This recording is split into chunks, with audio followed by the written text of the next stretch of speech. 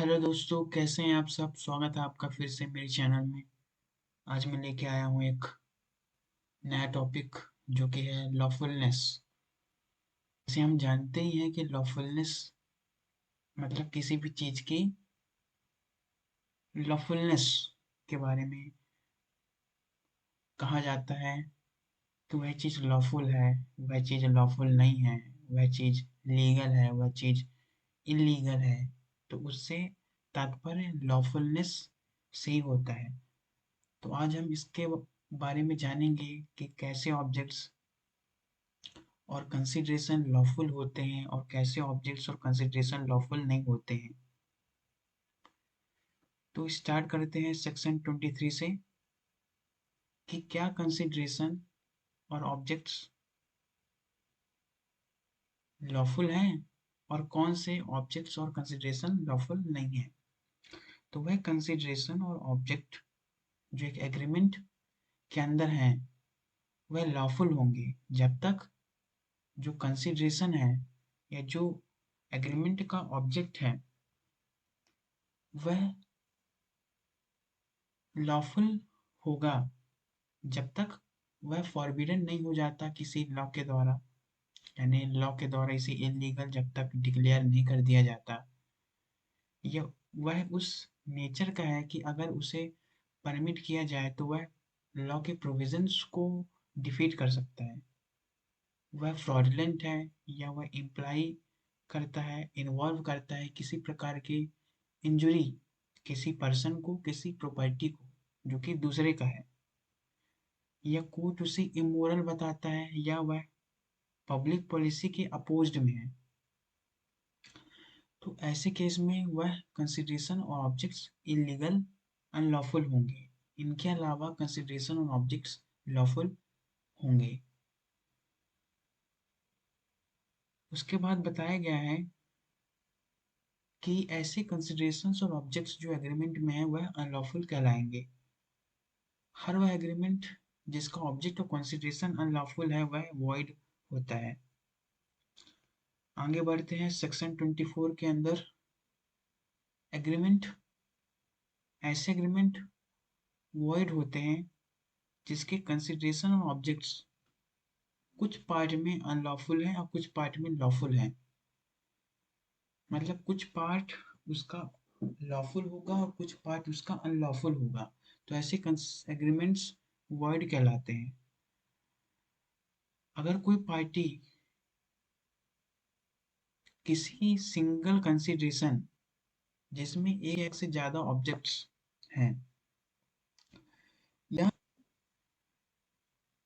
किसी पार्ट में जहां कई कंसिडरेशन है एक सिंगल ऑब्जेक्ट के लिए, उसका कुछ पार्ट या एक से ज्यादा पार्ट अगर अनलॉफुल होता है तो वह एग्रीमेंट वॉइड कहलाते हैं। आगे बढ़ते हैं सेक्शन 25 की तरफ, जो बताता है एग्रीमेंट जो कंसिडरेशन के बगैर है वो वॉइड होंगे। लेकिन कुछ ऐसे एग्रीमेंट भी है जिसमें कंसिडरेशन ना होने के बावजूद भी वह वॉइड नहीं होते हैं, जब तक वह राइटिंग में या रजिस्टर्ड एग्रीमेंट नहीं हो जाता, जब तक वह कोई प्रॉमिस नहीं है किसी को कंपनसेट करने के लिए जिसने आपके लिए कुछ पहले ही कर चुका है, या कोई प्रॉमिस जो एक पार्टी दूसरे पार्टी को करता है कोई डेट को पे कर देने से, जो कि लॉ के द्वारा लिमिटेशन लॉ के द्वारा बैड है। यानी कि एक टाइम लिमिट दी गई है लिमिटेशन लॉ की, उसके अंदर ही कर देना होता है, वरना वह बैड कहलाता है। तो ऐसे केसेस में बगैर कंसिडरेशन के भी एग्रीमेंट लॉफुल कहलाते हैं, वॉइड नहीं कहलाते हैं।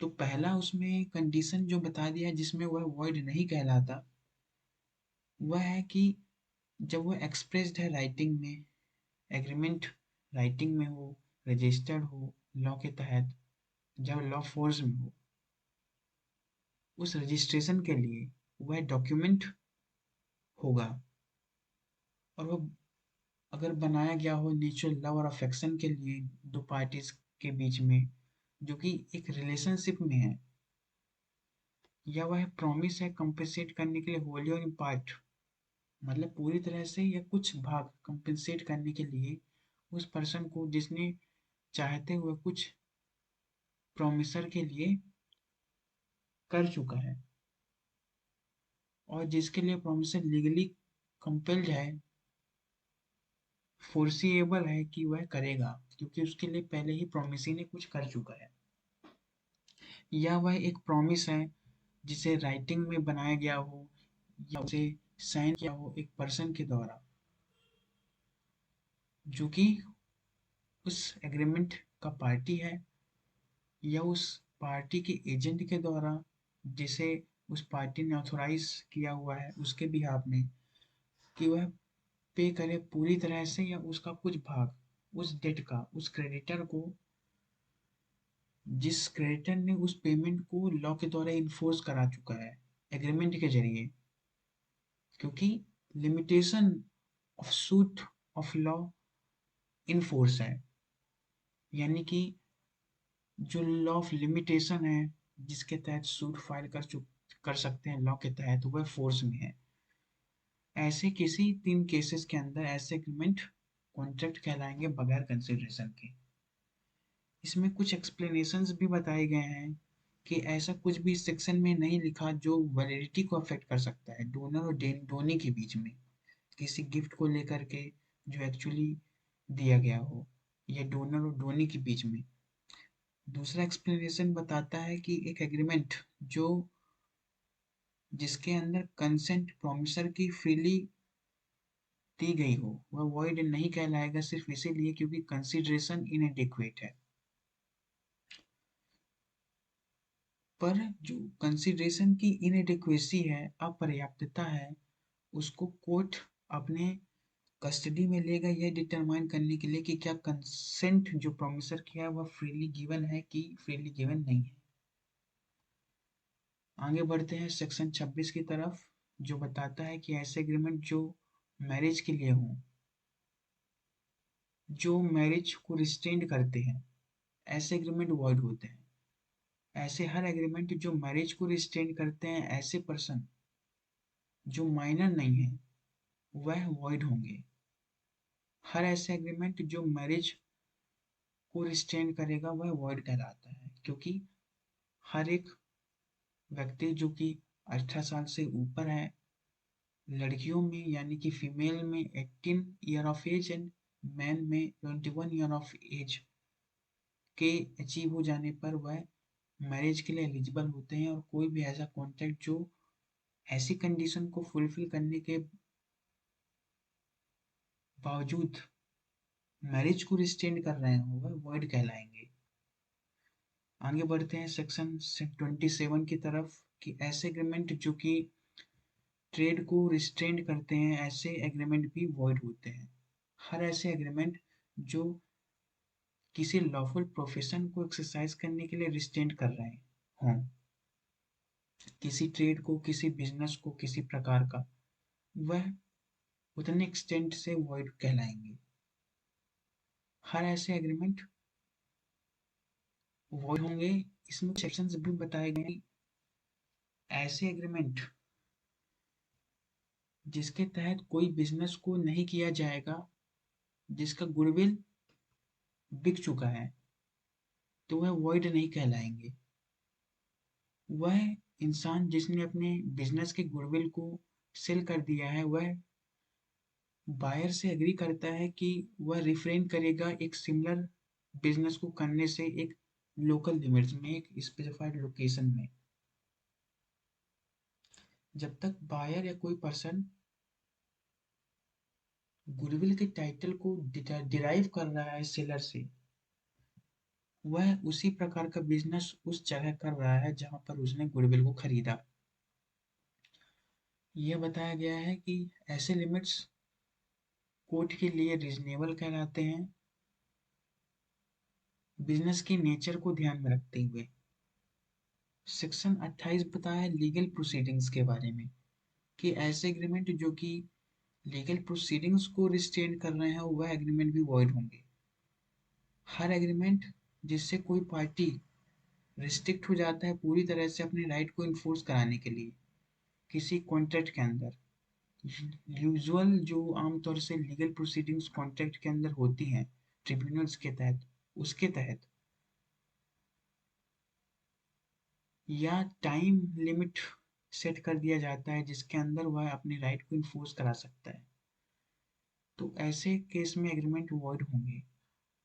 जो खत्म करता है किसी पार्टी के राइट को जो कॉन्ट्रैक्ट से जुड़ा हुआ है, या किसी पार्टी को डिस्चार्ज कर देता है उसकी लाइबिलिटी से किसी कॉन्ट्रैक्ट के अंदर एक स्पेसिफाइड पीरियड की एक्सपायरी होने पर, ताकि उसी पार्टी को रिस्ट्रिक्ट किया जा सके अपने राइट को इन्फोर्स, यानी कि दूसरे पार्टी को रिस्ट्रिक्ट किया जा सके अपने राइट को इन्फोर्स कराने के लिए, तो वह उस एक्सटेंड से वॉइड होगा।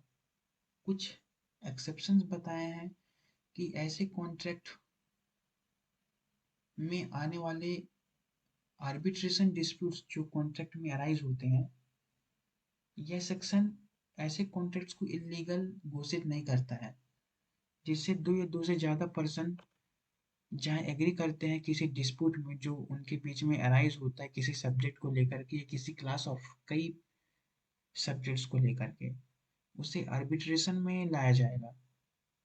और जो अमाउंट आया है उस आर्बिट्रेशन से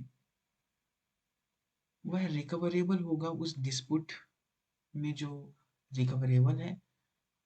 एक्सेप्शन 2 बताता है कि ऐसे कॉन्ट्रैक्ट जो कि रेफर करते हैं ऐसे क्वेश्चंस को जो प्रीवियसली अराइज हो चुके हैं, यह सेक्शन उन को इलीगल घोषित नहीं करता। ऐसे कॉन्ट्रैक्ट को जो कि राइटिंग में हो या दो से ज़्यादा पर्सन एग्री करते हैं किसी आर्बिट्रेशन को, किसी क्वेश्चन जो प्रीवियसली अराइज हो चुके हैं या ऑलरेडी अराइज हो चुके हैं, यानी कि प्रीवियसली अराइज हो चुके हैं, या किसी प्रोविजन को, लॉ के प्रोविजन को अफेक्ट करता हो जो कि वह लॉ जो कि at the time of arbitration force में हो।